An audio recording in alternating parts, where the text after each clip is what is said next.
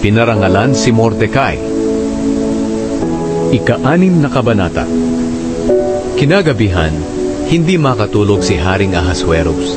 Kaya ipinakuhan niya ang aklat tungkol sa kasaysayan ng kaharian niya at ipinabasa habang nakikinig siya. Nabasa ang bahagi ng kasaysayan tungkol sa pagkakatuklas ni Mordecai sa plano ni Bigtana at Teres na patayin si Haring Ahasuerus. Sina Bigtana at Teres ay mga lingkod ng hari. Sila ang gwardya ng pintuan ng kwarto ng hari. Sa nabasang iyon, nagtanong ang hari, "Anong gantimpala o parangal ang ginawa o ibinigay kay Mordecai dahil sa mabuting ginawa niya sa akin?" Sinabi ng lingkod ng hari, "Wala po, mahal na hari."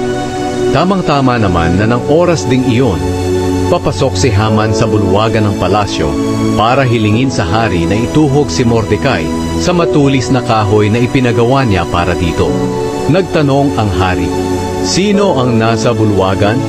Sumagot ang mga lingkod ng hari, "Si Haman po." Kaya sinabi ng hari, "Papasukin ninyo siya rito."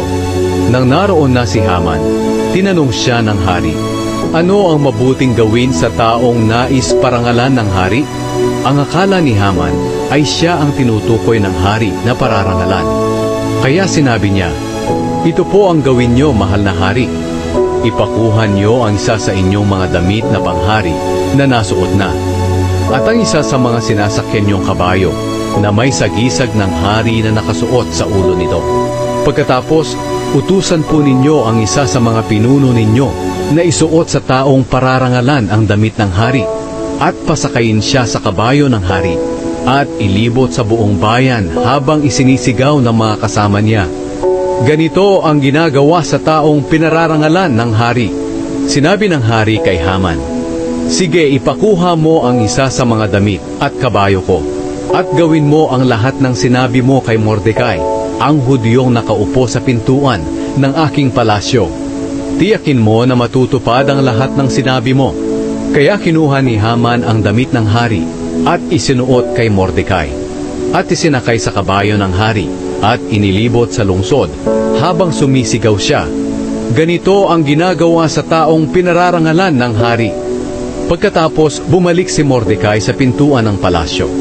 Si Haman naman ay dali-daling umuwi na nakatalukbong dahil sa hiya at sama ng loob. Pagdating niya sa bahay, isinalaysay niya sa asawa niyang si Zeres at sa mga kaibigan niya ang lahat ng nangyari. Sinabi sa kanya ng asawa niya at mga kaibigan na mga tagapayo niya, "Unti-unti ka nang nadadaig ni Mordecai. Hindi mo siya madadaig dahil isa siyang Hudyo. Tiyak na ikaw ang matatalo." Habang nag-uusap pa sila, dumating ang ilang lingkod ng hari at dali-daling isinama si Haman sa inihandang hapunan ni Esther.